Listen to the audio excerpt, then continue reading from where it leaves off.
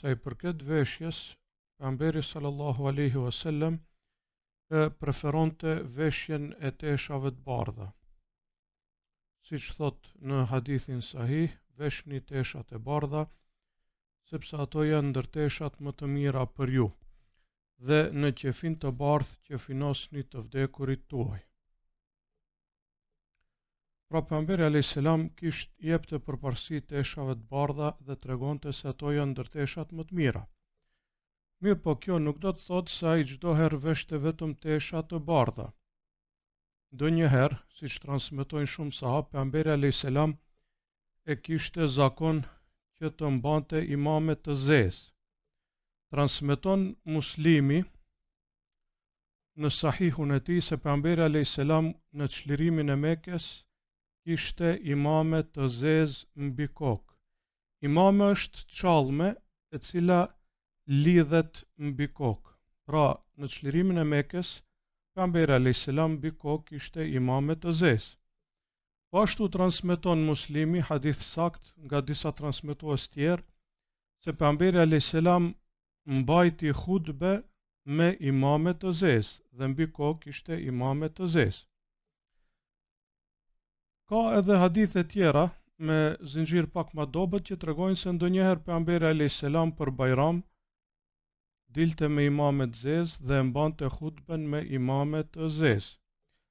Urtësia e kësaj ka urtësi të shumta, pra disa njerëz prej kësaj kuptojnë pak më shumë urtësi, disa të tjerë kuptojnë më pak urtësi. Sidoqoftë, kjo është vepër e pejgamberit alayhis salam dhe ka urtësi të shumta në të. Ibn Uthejmini rahimahullah e përmend se prej urtësive është se pejgamberi alayhis salam ka desht praktikisht ju tregoj njerëzve se kjo është halal. Pra që t'ua bëj qartë se të vendosh në kokë ngjyrën e zezë nuk është haram, po edhe në teshat e trupit është halal. Pra praktikisht ka treguar se një gjë e tillë është halal, siç thot Ibn Uthejmini rahimahullah. Padyshim se këtu ka edhe urtësi të tjera, pra, mirë po kjo është njëra prej urtësive, që besimtarët mos të kenë bestitni prej ngjyrës të zezë, pra të dinë se është halal, dhe nëse dikush preferon që të vendojë ngjyrë zezë në kokë, nuk bën gabim, nuk bën ndonjë mëkat, po thjesht një gjë e lejuar. Ka edhe disa hadithe tjera, pra që qartësojnë disa gjëra tjera rreth imamës së pejgamberit alayhis salam, mirë po ato janë më të dobta dhe nuk e arrin shkallën e saktësisë të hadithit të Muslimit rahimahullah. Dhe po dyshim se edhe ai që ka qenë nga dishullin arabik e din se nxehtësia e atij vendi të detyron që ti të preferosh teshat e bardha, sepse ato janë më të fllahshme e reflektojnë diellin. Mirë po përveç kësaj, ne kemi edhe hadith të pejgamberit alayhis salam që e ka preferuar dhe ka thënë se ato janë ndër më të mirat, duke mos treguar asnjë urtësi rreth saj, po thjesht ka thënë veshuni sepse ato janë ndër më të mirat dhe në qefin të bardh që finosni të vdekurit tuaj. Po ashtu edhe ihrami në haxh dhe në umre për besimtarët është i bardhë. Kjo ishte pra sa i përket veshjes pejgamberit alayhis salam dhe ngjyrave të cilat ai i ka preferuar dhe i ka veshur më së shumti, siç transmetohen në hadithet e sakta. Ndërsa kapitulli i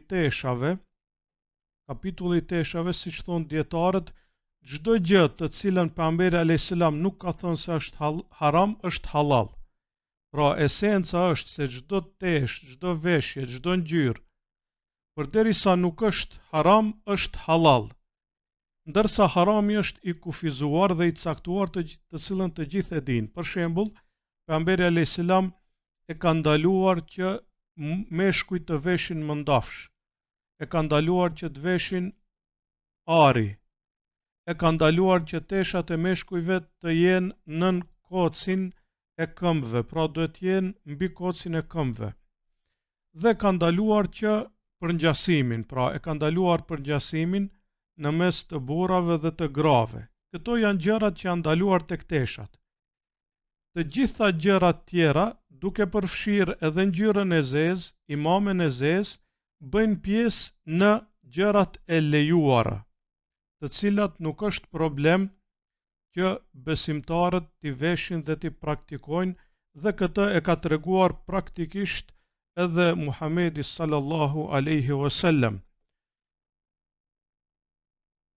pas të cilit ne duhet të ecim dhe të veprojmë sipas asaj që ka vepruar ai, edhe nëse nuk dim asnjë urtësi rreth saj, e Allahu e din më së miri,